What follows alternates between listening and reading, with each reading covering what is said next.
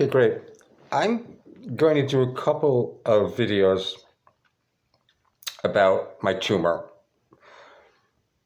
I'm going to give you some where I do things in small bites, but I just want to give you a brief overview of what happened.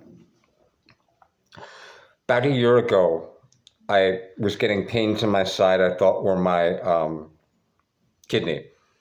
So I went to an oncologist. He met me at the door after testing my blood. He said, "You better go to the hospital," which was a mistake because he scared me. I can't give you medical advice, but things that I went through. Even if they tell you you have cancer, you're not going to die tomorrow. Go home and get a second opinion. Talk to your loved ones. All of this. So anyway, I went to this crappy hospital called Maimonides in Brooklyn, run by the Hasid. Run. I won't go into the reasons why. Anyway, I had an infection in my pancreas. They put a drain in me. They put you in and out of a CAT scan and suck it all out, whatever. Okay.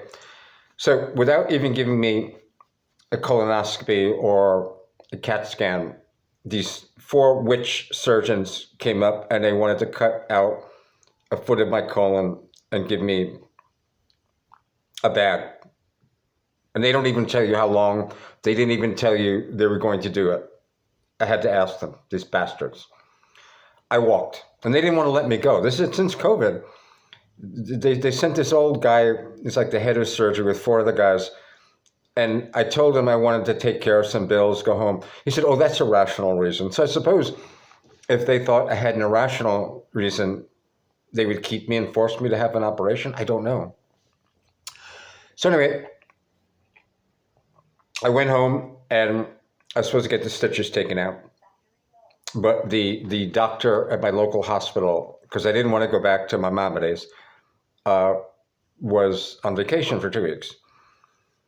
So I found, I forget what you call the doctor, ass doctor, I don't know. But he looked at my chart. He said, "No, it's not cancer, it's diverticulitis. Come in 3 months for a colonoscopy." I said, "Great." But before, it turns out he wasn't in my network. So when the 3 months came, it took a little while to find another doctor. But I was feeling really weak.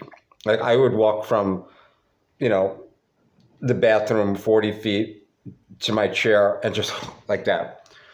And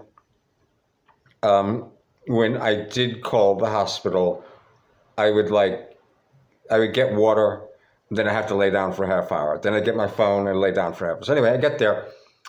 They tell me I'm bleeding out, give me a bunch of blood. I didn't want their biopsy. I didn't want any of their stuff. But I got talked into it.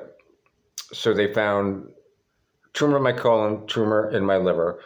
They were supposed to take it out. This is another thing. You have to get a patient advocate. It could be a friend, family member.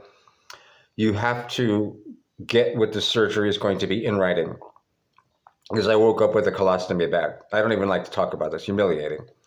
Because I said that the thing was too big.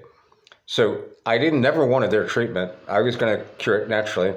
I never wanted chemo, but I thought I might have to do it because to get this thing taken out of me. You have to play a game with these bastards. So luckily, I'm not telling you how to live your life, but through a combination of prayer and visualizing and manifestation, I'll go into that in another video.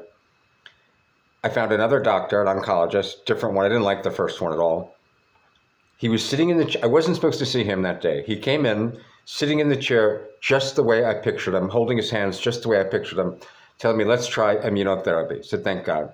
In the meantime, my cousin has been sending me a bunch of supplements, and I've been following Dr. Seyfried. He's on YouTube. He's a researcher from, I think it's Boston University. His thing basically is starve cancer out, no sugar, as low carbs as you can make it, high fat diet. So anyway, in the 7 months, they do this blood test. I wasn't paying attention to the name, but when I came in was like 7.5. Now it's like 2.5. They're going to, this is May 2025. They're going to remove the tumor and put me back together in July, just because of scheduling. Would have done earlier. They claim it shrunk a lot, but it still like has its tendrils in the side of my intestine. But I'm convinced that it's really the supplements, my attitude, prayer, and I'm a little different than most people. I can't tell you have a good attitude when, you know, you got the chemo and you're all sick. But my father died, I thought, of colon cancer when I was 6 years old. I just learned when all this started that he was misdiagnosed. In the autopsy, it came out that he had diverticulitis. So the operation, the chemo, gave him an infection that killed him. So I swore I would never get cancer and I would never have their treatment.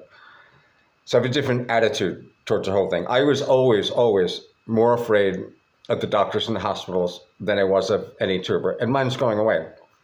So, again, I can't give you medical advice, but I'll tell this story. And if you have any questions, please feel free to catch me on WeChat, or I'll put an email address down in the description. So thank you.